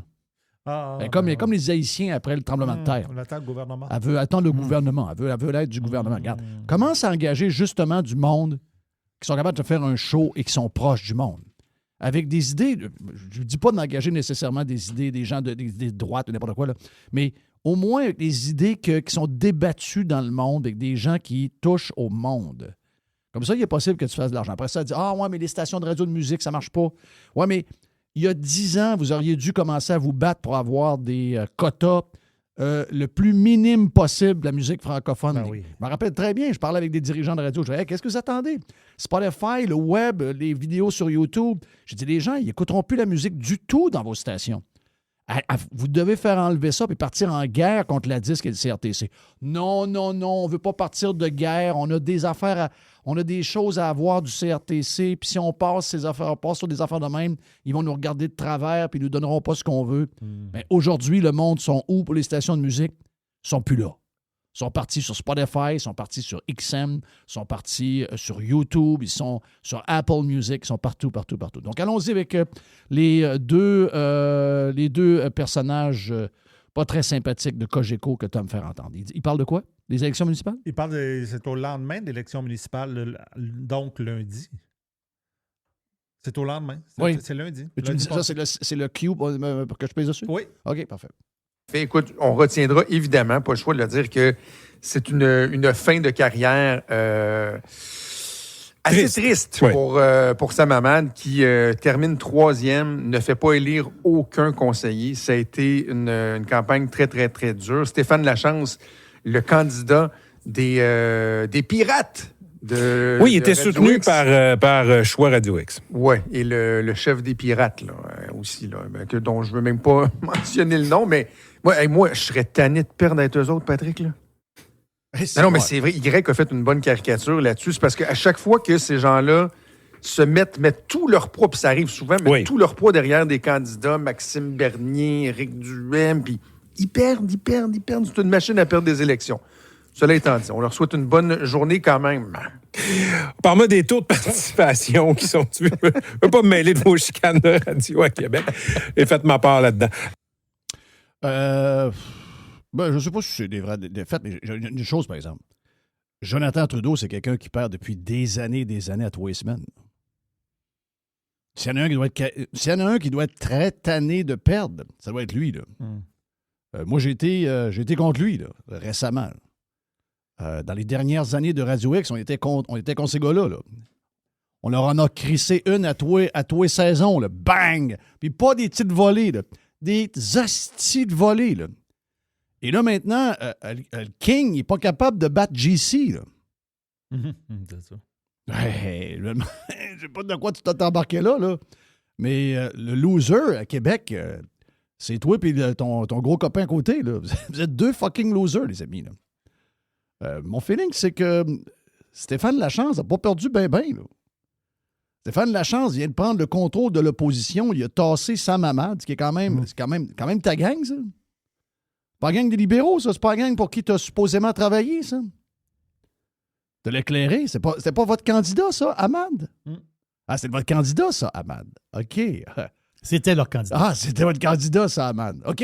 C'est nous autres qui a perdu. C'est une plus grosse défaite pour lui. Chris, je pense que... man, comment, man? Il y a aussi que si t'es... Je ne peux même pas nommer son nom. Non, chier, toi. C'est prétentieux. Qu'est-ce de baveux? Es-tu baveux, lui? Pas bon, en plus. Mais moi, là, ce que j'ai... Parle d'une bolle de toilette.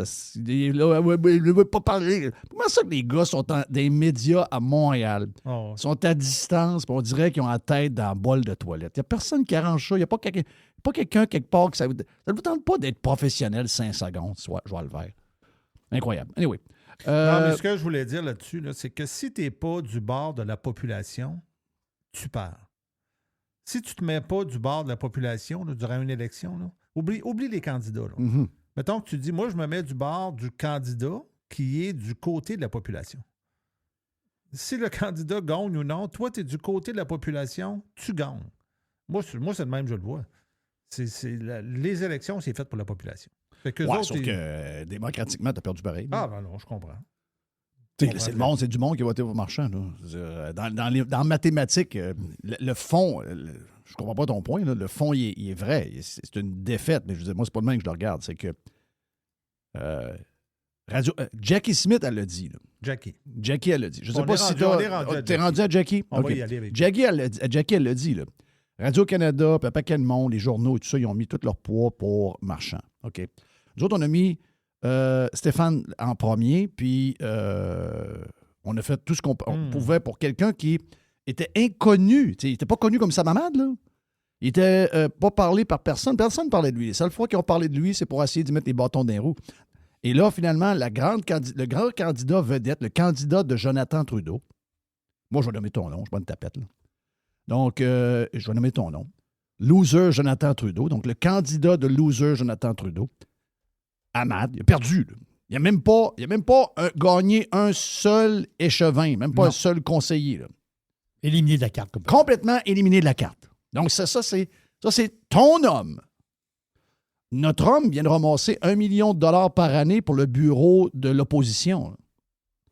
Donc, il est en train de bâtir pour être probablement le prochain maire de pas de New York, mais de Québec dans 4 ans. Parce qu'on parle beaucoup de New York. De prochain maire de Québec dans 4 ans. C'est ça qui risque d'arriver. C'est un gros pas par en avant là, pour Steph. Et moi, je ne vois pas ça du tout comme une défaite. Au contraire. Il a éliminé Claude Villeneuve, il a éliminé Jackie Smith, il a éliminé Sam Ahmad. My God! Wow!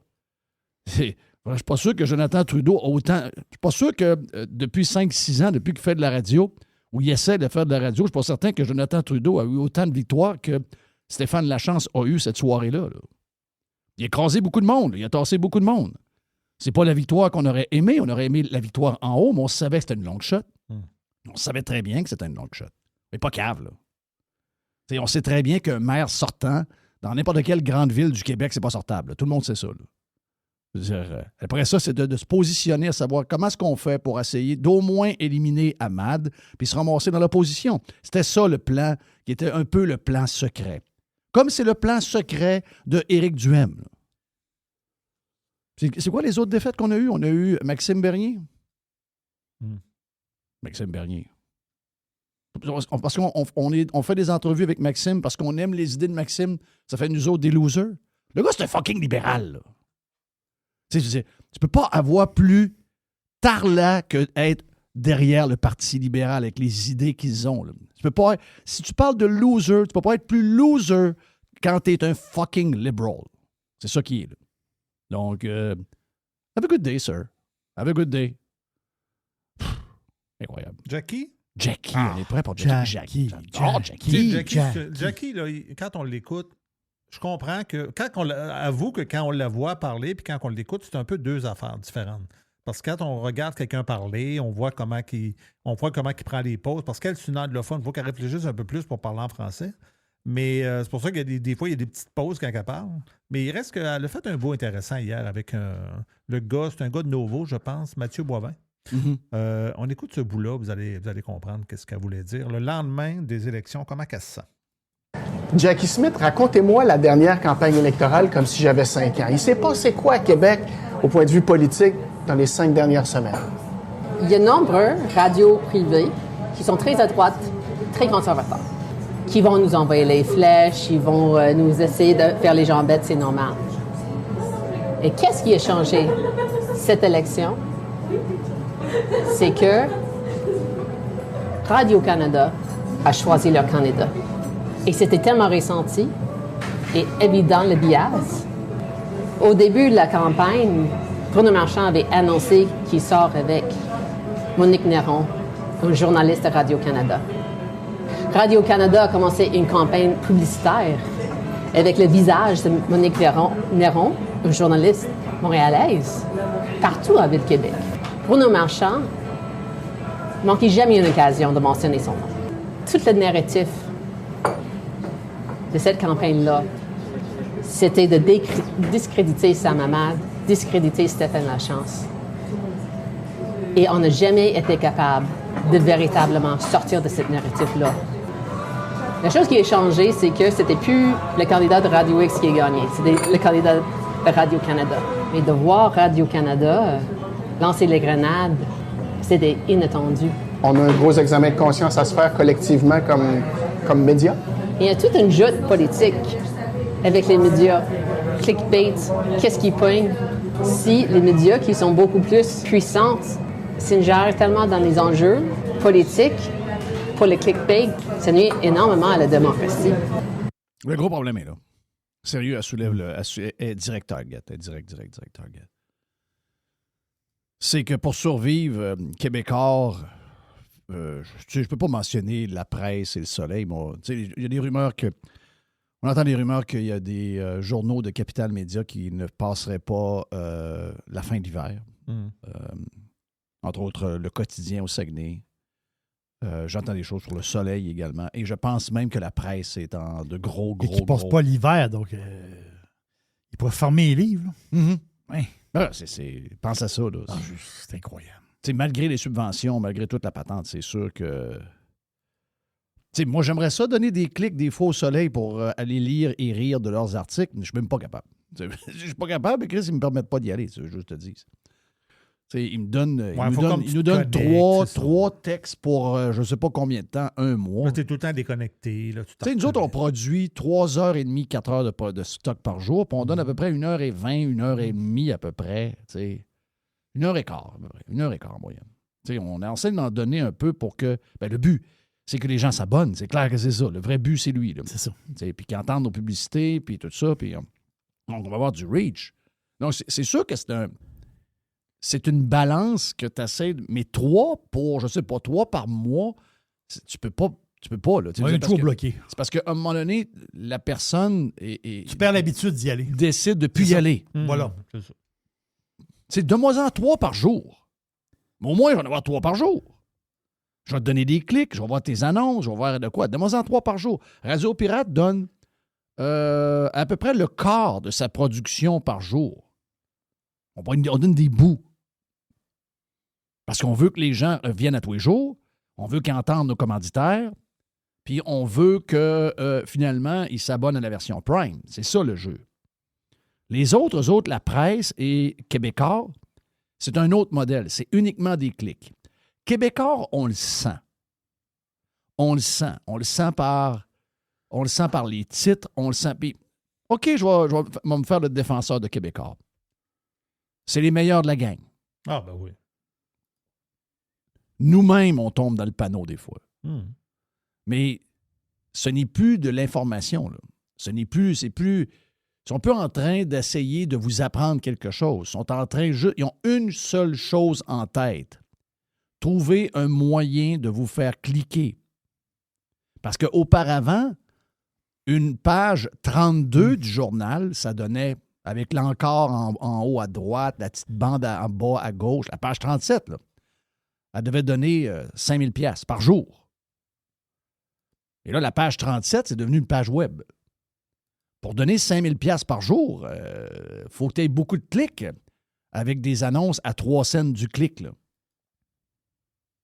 Ça en prend beaucoup de milliers de clics pour arriver à 5 000. En fait, ils ne sont pas capables d'arriver à 5 000.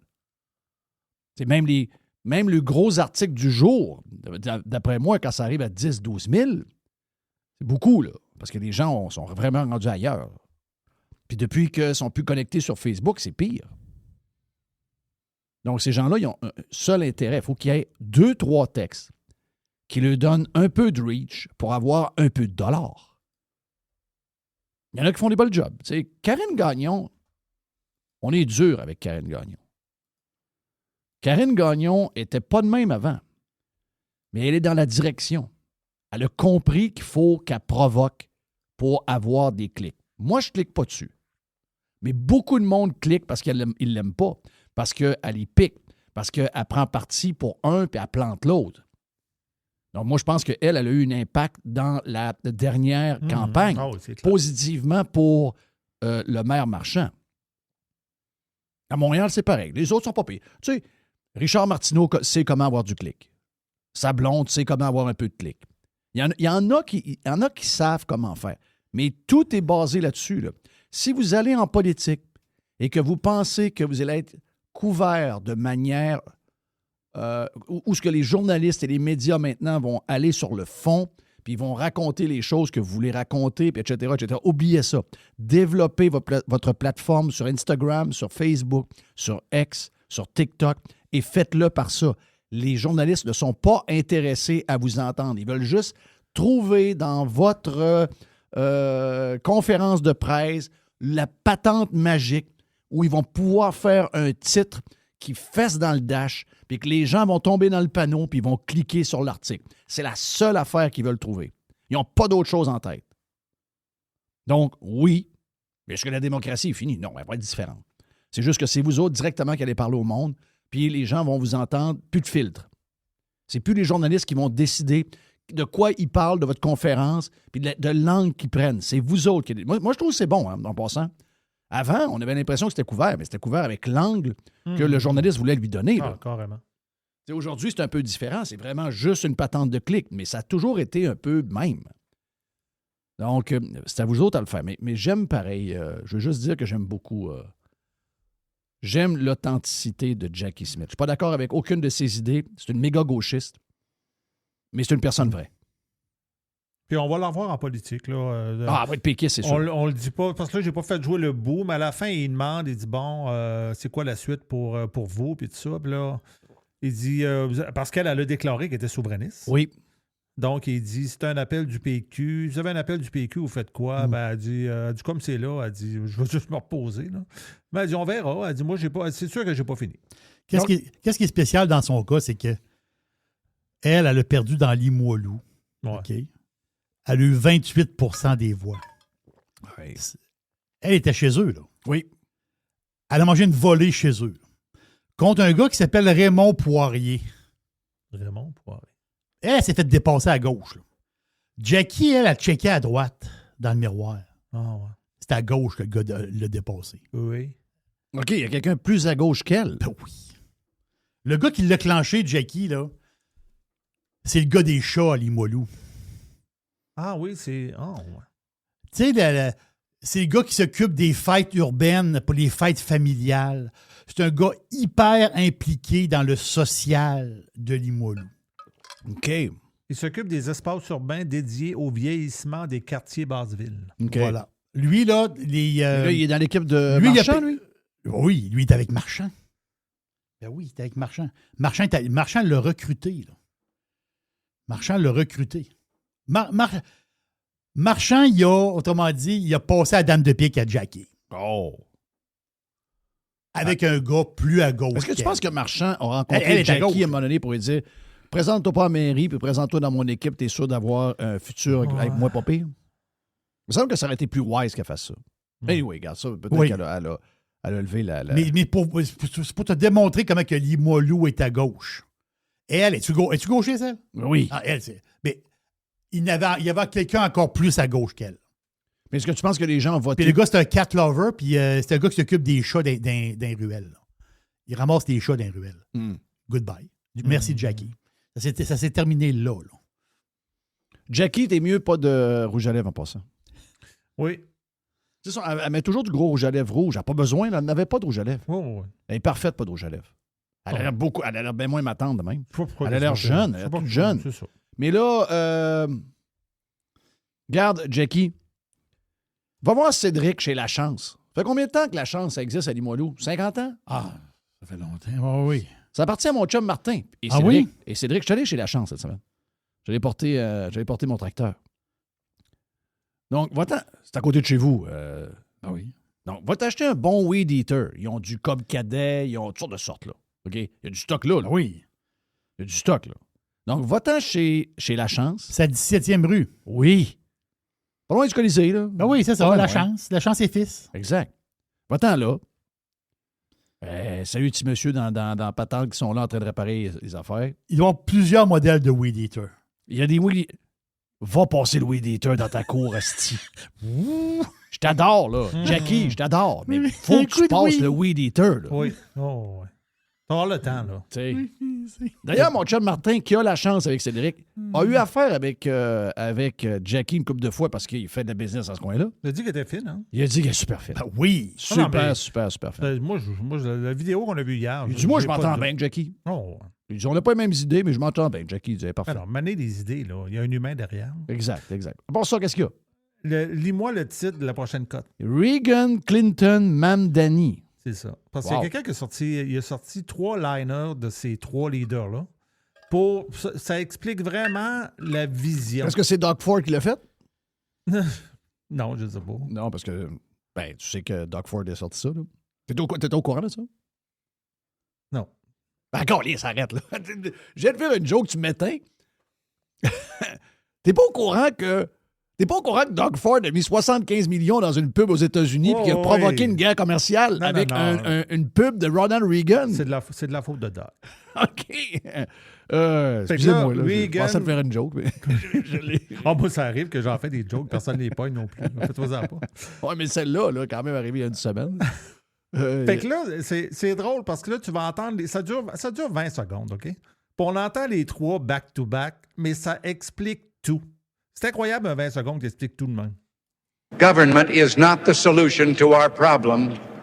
Government is the problem. We know big government does not have all the answers. We know there's not a program for every problem. We will prove that there is no problem too large for government to solve and no concern too small for it to care about. Tabarnache. Avoue que ça explique tout. Hein? C'est drôle, pareil. Enlevez le bout de Reagan. Ouais. Si le Parti démocrate ne revient pas à Clinton, vous êtes mort pour l'éternité. C'est ça. Si vous décidez de suivre ce gars-là, puis moi, j'ai une admiration pour lui. Lui, il croit ce qu'il dit, là. Lui, il n'est pas fake, là. Oui. Lui, il croit pour vrai, là. Si vous ne retournez pas à Clinton, vous êtes mort, là. Tous les démocrates normaux, tout le monde normal démocrate sont partis, là. Gone. Si vous pensez que le futur du Parti démocrate, c'est le maire de New York, c'est AOC, puis c'est le gars avec des mitaines à Burlington, Vermont. Bernie. Si c'est Bernie Sanders, AOC et Mamdani, vous êtes morts pour l'éternité. Les démocrates ne reprendront plus jamais le pouvoir. Ah oui, mais ils ont gagné. Il y en a un cette semaine qui a écrit ils ont gagné midterms. C'est quoi ça, les midterms? Il n'y a pas de midterms cette semaine. C'était quoi ça? Ils ont gagné midterms, ils ont passé à la gratte un peu. Hey, wow, t'as dit de quoi? Ils n'ont pas gagné. C'était la course de gouverneur au New Jersey, en Virginie, où on avait un innocent qui était là et qui, lui, souhaite la mort des républicains, écrit sur un texto en passant. On a la madame du New Jersey, puis on a le maire de New York. Là. Puis après ça, il y a la patente de carte électorale dans le coin de la Californie. De Californie. C'était pas les midterms, ça. Les midterms, là, ça s'appelle midterms parce que ça arrive aux midterms. Exact, c'est dans le milieu. Il y a quelqu'un qui a écrit ça. C'est un gros nom, là. Je ne me rappelle pas c'est qui. Il y a quelqu'un qui dit hey, wow, il dit les démocrates, il y a de l'espoir, les midterms. Il n'y a pas de midterms. Rafi Jacob est très, très content. Là. Lui, c'est Trump a mangé une volée. Là. Ah, il se calme les nerfs. Là. Alors que. Il se calme les nerfs. Il y en a beaucoup qui disent que Mamdani, c'est un cadeau pour Trump. Là. Ben, moi, je le pense. Moi, tout, je pense ça. Moi, je pense que Mamdani, c'est un méga cadeau pour Trump. Excuse-moi, se demander. Et j'espère. Écoute, je ne suis pas New-Yorkais, là. J'espère qu'il va faire ce qu'il dit. Là. Arrête. Ben, Jerry. Faut qu'il fasse. Je comprends ce que tu veux dire. Pour montrer que le système ne marche pas. Montrer que le socialisme et le communisme, ça ne marche pas. C'est ça. Faut qu'il le fasse. Puis il faut qu'on voit rapidement les conséquences de ça. Ah non, moi, je suis pour ça. Là. C'est pour ça. Qu'est-ce qu'on a d'autre à part ça? On est rendu au Jerry hors contexte. OK. On est rendu au Jerry hors contexte. Yes. Jerry hors contexte, hors contexte. Jerry hors contexte, hors contexte. Lui, Millet, il l'a installé à la concurrence. Puis les Greens, un autre coupé dans le cul des Greens. C'est les Greens coupés dans le cul. Toi, t'es vert, coupé dans le cul. Tu poses même pas de questions. Green, cuit dans le cul. Pour toi. Green, grenouille, dans le cul. Jerry hors contexte. Hors contexte. Ben, c'est dans le contexte direct, là. Tu sais? Dans le cul. Dans le contexte. Dans le cul. C'est Green, dans le cul. Jerry hors contexte. Hors contexte. Jerry hors contexte. Hors contexte. Là, tu peux pas écouter du baseball motivé par la haine de Trump. Là. Tu vas te taper 3 heures de baseball parce qu'il y a une feuille d'érable sur une calotte. C'est un esti de malade, là. Excuse, t'es un Christ de malade. OK. Excuse, là. La bonne femme, Christophe, fais tes valises puis sac ton camp de la maison aussi. Jerry hors contexte. Mais pareil. Hors contexte. Madame est pareil. Ça, c'est facile de deviner le contexte. Oui. Ça, c'était Go Blue Jays Go. Bobby, comment il s'appelait? Bichette, son petit nom, c'est? Beau Bichette. Beau Bichette s'en va avec il s'en va avec Los Angeles. Ah oui, Beau Biche. En tout cas, la rumeur, c'est qu'il s'en va avec les Dodgers. Arrête. Jerry hors contexte. Hors contexte. Jerry hors contexte. Hors contexte. Moi, je vais t'en lessiver, moi, à coût de 50 000 longeux de mur dans la bâtisse. Overnight. T'as pas mal de moins de monde, ça paye, là. 50 000 overnight, avant Noël. Tiens-toi. Bonsoir. Oui. Jerry hors contexte. Hors contexte. Oui. Des fois, je m'emporte un peu. C'est 50 000 overnight. OK, bang. C'est tout. Jerry hors contexte. Hors contexte. Jerry hors contexte. Hors contexte. Il vous manque-tu un bardeau, aussi? Jerry hors contexte. Hors contexte. Il y a beaucoup de bardeaux dans le langage de Jerry. Jerry a déjà travaillé pour une compagnie de toiture. Oui. C'est énervant, un bardeau qui manque sur un toit. Oui. Ben oui. Je l'ai fait réparer, moi. Je trouve que c'est énervant. Ben oui, mais c'est pas ce qui peut arriver, là. Ben oui. Tu sais, il faut pas que l'eau rentre dans la maison. Non, faut pas que l'eau rentre. Jamais. Oh, en parlant d'eau, tiens-toi. Le labo de Mr. White. C'est C'est mon petit lab. Bravo. Every hour. Juste du bon stuff. Radio. Get pirate or get out. Tiens-toi.